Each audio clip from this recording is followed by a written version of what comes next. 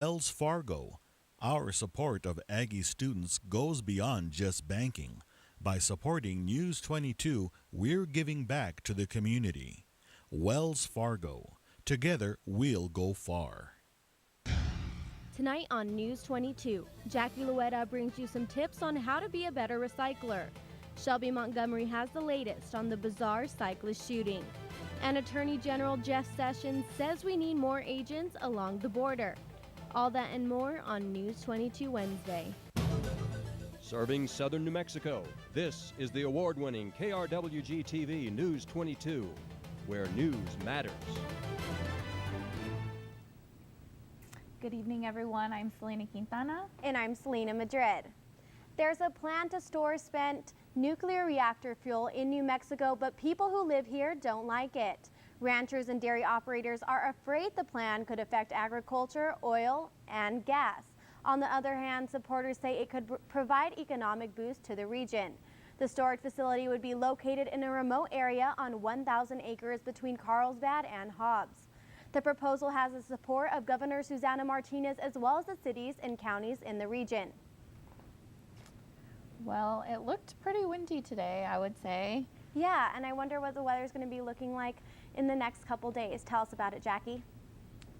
You guys, these winds were crazy. They traveled up to 25 miles per hour, so they're pretty strong at the moment. They were even strong yesterday when I visited a recycling center over here in Las Cruces, and a way to help the environment is recycling. But recycling around the county is changing, and I got an inside look to see exactly what you can do to help.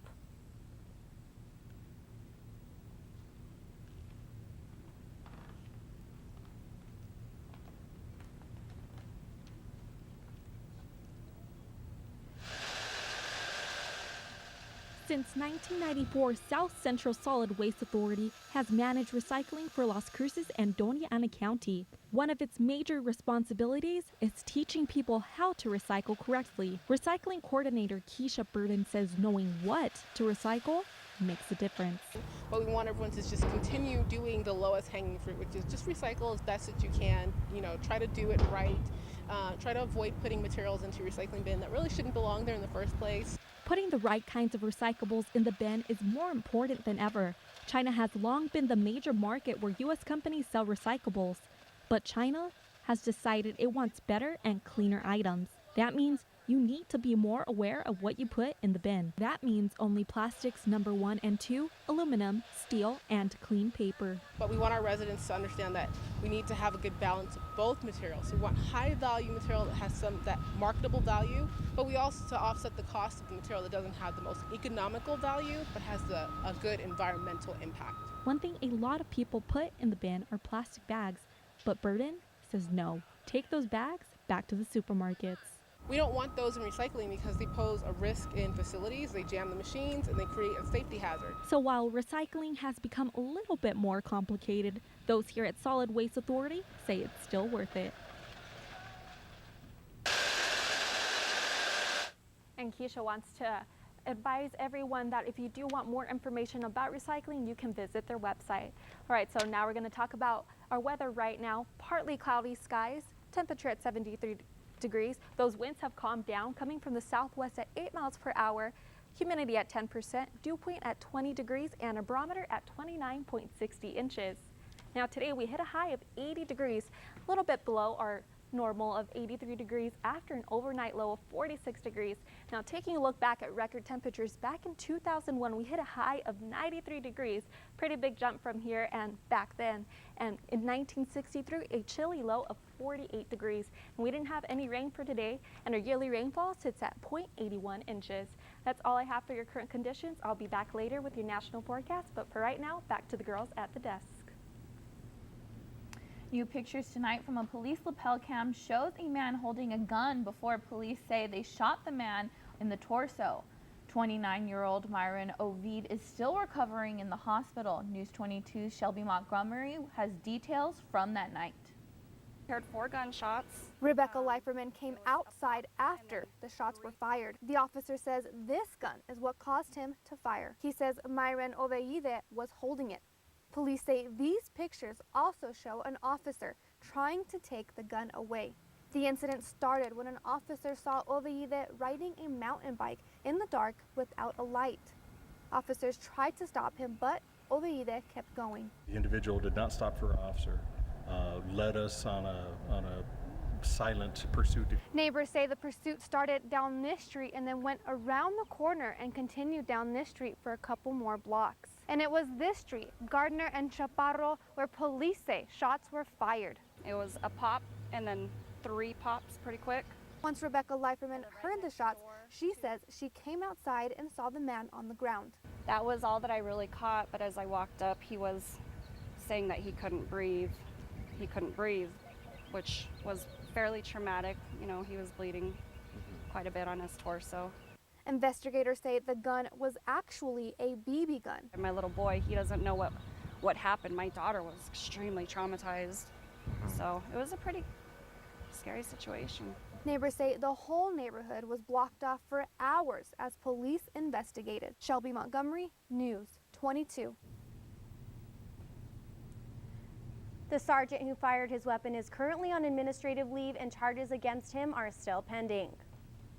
And Doña Ana County Sheriff's Office is facing backlash today after an El Paso television station discovered that they referred hundreds of cases to the U.S. Border Protection.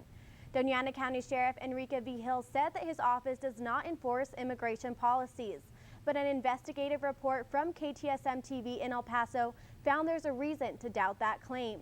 KTSM reporters found between October 2016 and September 2017, more than 500 cases were forwarded to CPB.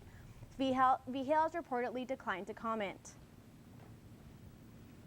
U.S. Attorney General Jeff Sessions says it takes too long to move undocumented immigrants through the system, so he's adding lawyers to get it done faster. He made an announcement today in Washington. We are adding 35 assistant United States attorneys to the border to prosecute illegal entries into our country. We're also announcing that we're moving 16 or 18 actually immigration judges to the border. These are supervisory judges that don't have existing caseloads and will be able to function full-time on moving these cases. The move follows a continued pledge by Sessions to take a hard line on illegal immigration. He says the lengthy backlog in those courts are the reason so many undocumented immigrants live for years in the U.S. as they wait for their final decision. The Board of Regents are preparing for the regular meeting. New Mexico State University Board of Regents will hold a meeting at 9 a.m. this Friday in the Regents Room of the Educational Services Building on campus. In compliance with the Open Meetings Act, copies of the agenda will be made available at NMSU's Zool Library. And a longtime professor at New Mexico State University has resigned and says it's because of the poor leadership from the Board of Regents. Economics professor Jim Peach said his retirement letter to the Regents. He said, quote, "I am leaving a job I love after 38 years because I no longer want to work for this Board of Regents or a new chancellor." Peach was among a number of faculty, state lawmakers, and community members who pushed for Chancellor Gary Carruthers to have an extension to his contract. He said the Regents have done serious damage to the university, and Peach told the Las Cruces Sun News he did not attend for the letter to go public and that he had no comment. And stay tuned, Jackie will be back with your national forecast. But first, we take a look at a ceremony for Aggies from the past. More on that when News 22 continues.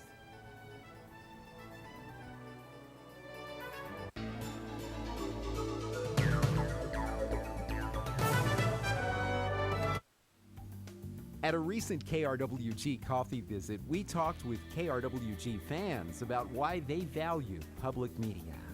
The fact that you're here in TRC says a lot to me, that you're interested in our community. KRWG is my major source of information and entertainment. Please support public radio.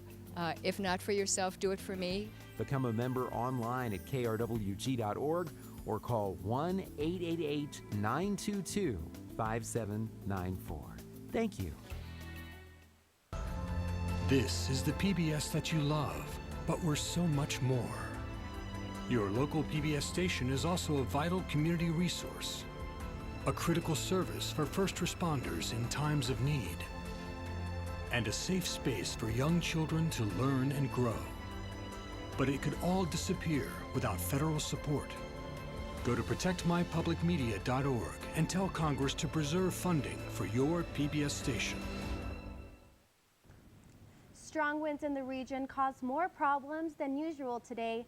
A massive fire across the border from El Paso sent smoke billowing into the sky. News 22's Adrian Molinar reports the smoke could be seen almost 100 miles away. There are not that many firefighters working on the scene, but the ones who were there were working very hard. With flames blazing and growing by the minute, firefighters were combating these fires in Ciudad Juarez for hours. All morning, the fire showed little to no sign of receding, and a continuous black cloud of smoke reached high into the sky that could be seen for miles. One right after another, water trucks arrived to help put out the flames. And as city officials try to figure out what to do next, people who lived nearby also met to figure out how to help.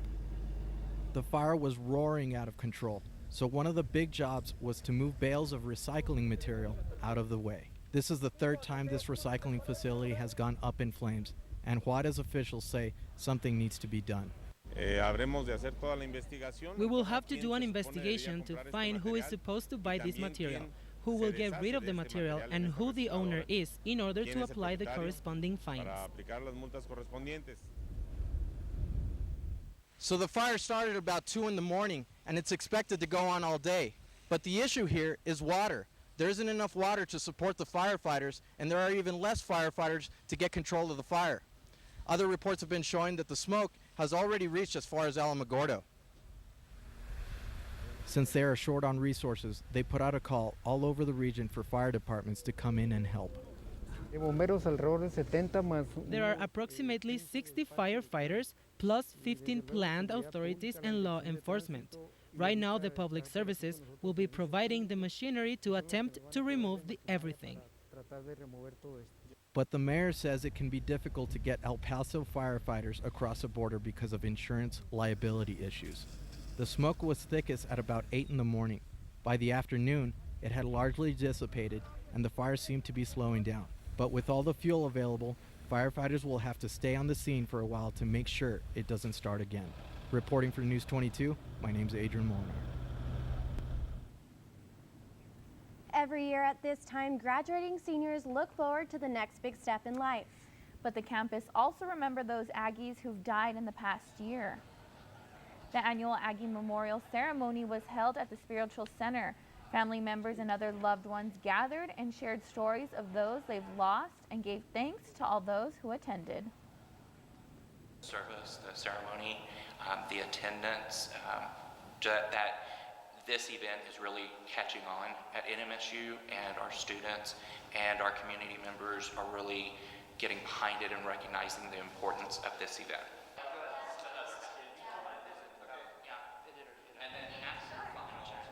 He says this event will be put on the calendar of traditional events so students and faculty know ahead of time exactly when it's taking place. New research is heating up the debate about when kids should start playing football. A just-released study found that playing youth tackle football is linked to earlier symptoms of a degenerative brain disease. Zach Covert has more on today's Health Minute.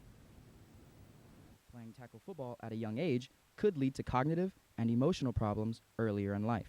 That's according to a new study published in the Annals of Neurology. Researchers studied the brains of nearly 250 football players. 211 of them were diagnosed with CTE after death. They found those who started playing before the age of 12 showed symptoms of brain disease earlier than those who got a later start. Playing professional football has previously been linked to CTE. The degenerative brain disease often starts after repeated head trauma, but this new research looks at what happens to kids who start the sport early.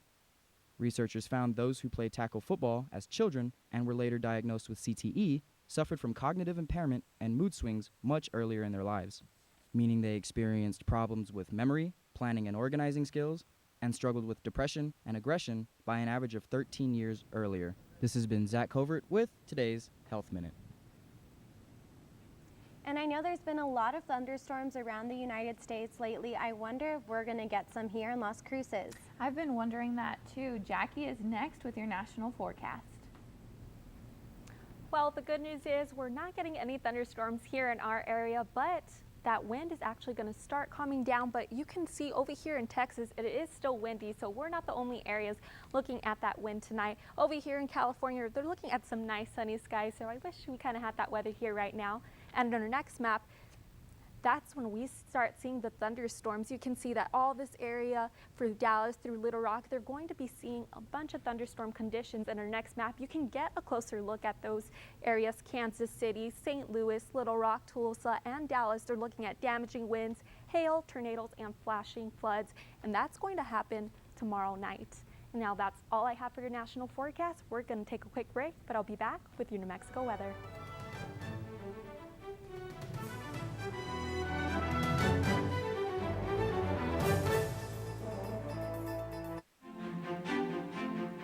Here and now, NPR News Middays, weekday afternoons from noon to 2 on 90.7 FM and streaming live on KRWG.org. Next time on Call the Midwife. The world doesn't stop. We've got work to do, haven't we? Have a good look and tell me what you think has gone. I want to go home now. You will find a way, I promise you. Sunday at 7 p.m. on KRWG-TV. Today we might take a picnic to look at the boats. We've just had a phone call from the police. Got Flora. The police have got Flora. I never told anyone this before about Eddie. What? Is there an argument for you and me? Are you seriously asking me that question? Hello. You're not the Greg Birchall that does the Death Grip books. What? No one's going to believe this. Gary, he's a bit of a bloody nuisance. Oh, you're going to take this the wrong way. Last Tango in Halifax. Sunday at 9:30 p.m. on KRWG-TV. Welcome back. We're going to take a look at your current conditions here in New Mexico. Farmington sitting at 53 degrees, Santa Fe 51, Gallup the coolest at 44 degrees, Clovis 74, Socorro 68, Ruidoso 58, Roswell, you're the warmest at 80 degrees, and Deming 71.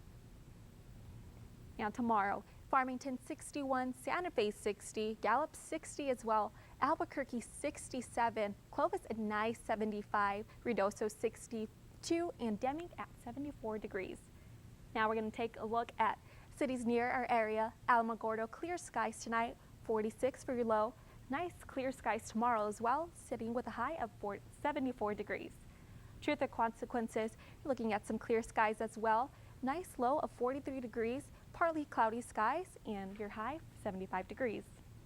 Silver City, you're looking at clear skies tonight and tomorrow, your high 67 degrees.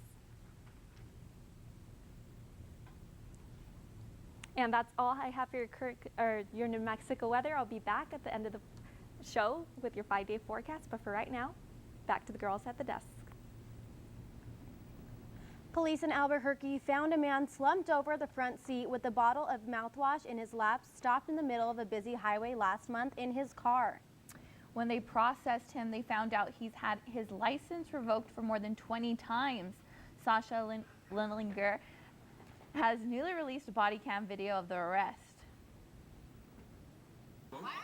I can't see if it's in drive or park. I think it's in drive. It's March 20th, just before 5 p.m., when officers get this 911 call. Hi, I think I'm behind a drunk driver. He is driving horribly on the freeway. I've seen him almost hit a couple of cars. That's when she says he suddenly stopped in the far left lane, and police found him near the I-25 and Cole exit. Hey, sir.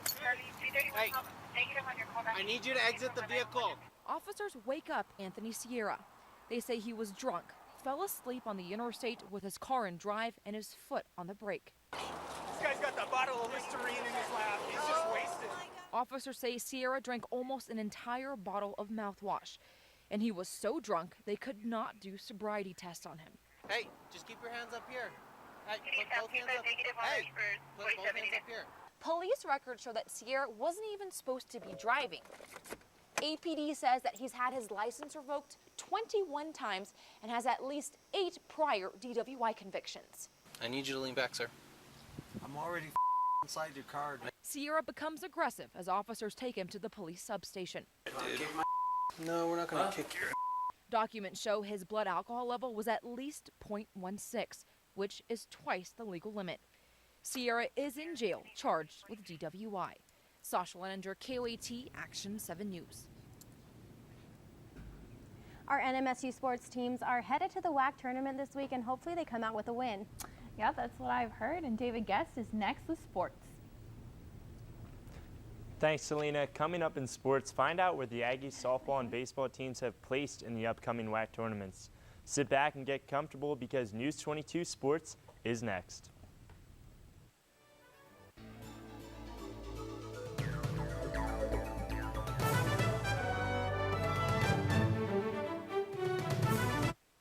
Next time on Call the Midwife. The world doesn't stop. We've got work to do, haven't we? Have a good look and tell me what you think has gone. Oh my God. You will find a way, I promise you.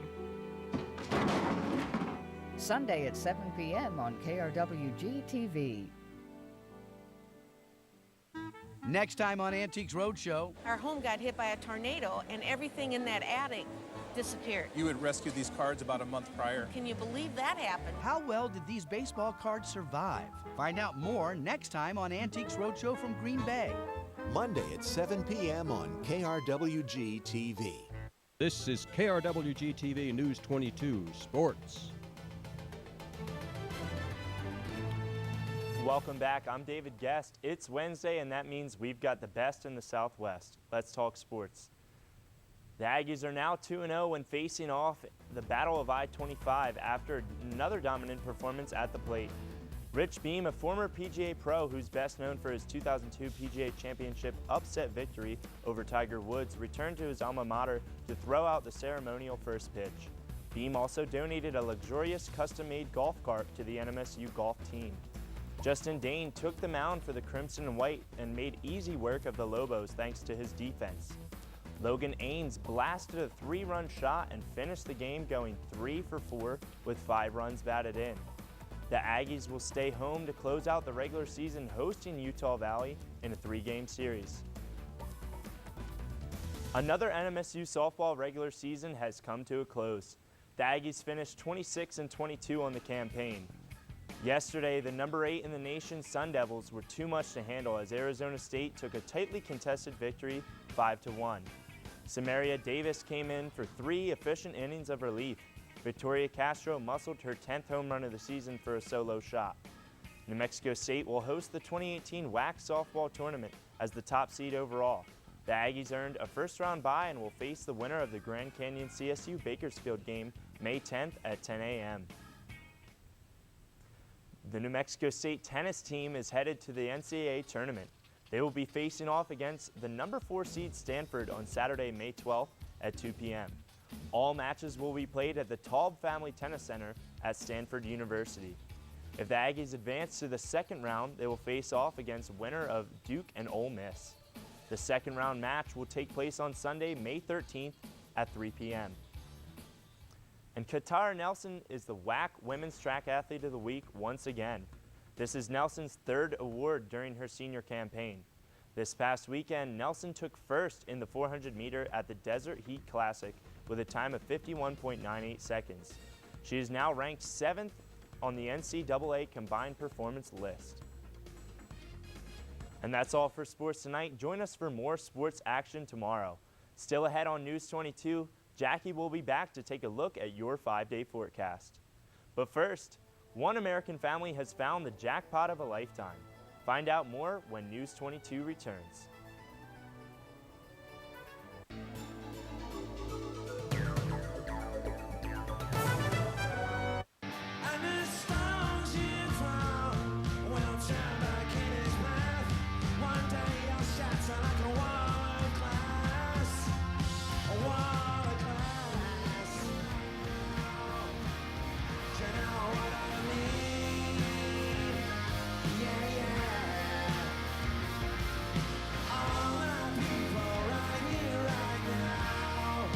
Saturday at 10 p.m. on KRWG-TV.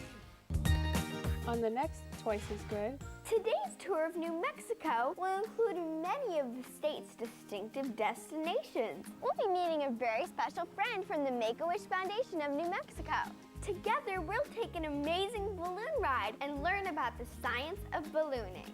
Georgia O'Keeffe was an early champion of healthy eating. We'll be recreating 4 O'Keeffe-inspired dishes with Chef Michelle Chavez. Saturday morning at 8 on KRWG-TV.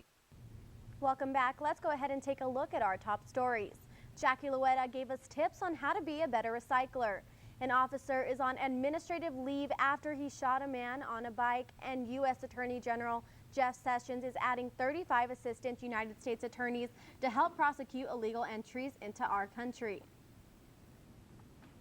An Ice Age animal has been unearthed in a Utah family's backyard. Take a look. That's a rare skeleton of an ancient horse. The family was working on a landscaping project when they struck gold.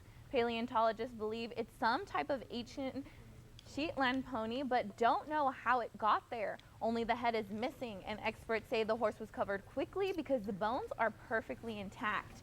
Now that's a piece of ancient history for everyone to enjoy. Well, that's pretty cool. Yeah, it's pretty wild. It is. To find in your backyard. It is. You know what else is wild? No winds tomorrow. No winds? Nope. And our weekend is looking nice and sunny. Look at that, nice temperatures, 86 and 90 degrees for our weekend, so it's going to be a good one. Well, that's good, because the winds today were pretty hectic.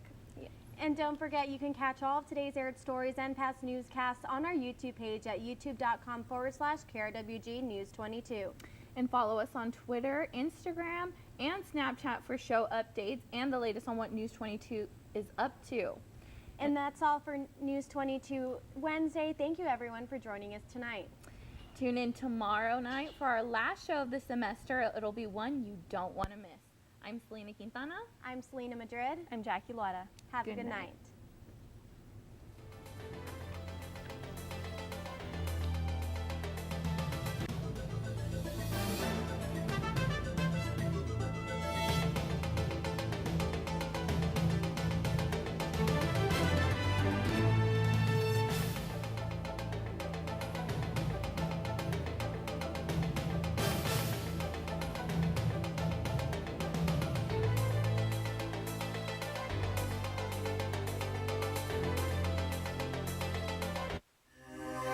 This news brief en español is brought to you by Noticias 22, Spanish language news for southern New Mexico and West Texas.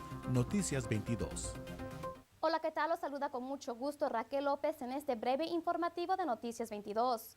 En la madrugada del día de hoy se produjo un incendio en la planta de reciclaje al sur de la ciudad de Juárez, en la colonia Granjas Unidas, que envió un denso humo negro sobre la ciudad fronteriza y hacia El Paso, Texas.